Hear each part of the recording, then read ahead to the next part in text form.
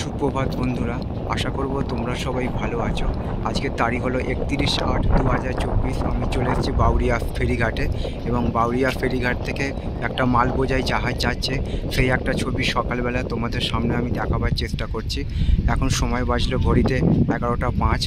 আমি সেই ছবিটা হুগলি নদী এবং সেই সঙ্গে জাহাজ যাচ্ছে, মাল বোঝাই জাহাজ, তোমাদের সামনে দেখাবার চেষ্টা করছি।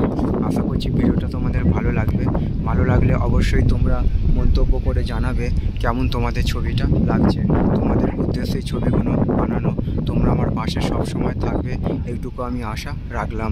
সবার জন্য শুভ কামনা রইল আমার পক্ষ থেকে এবং সবার জন্য সুস্বাস্থ্য কামনা করলাম ভগবানের কাছে।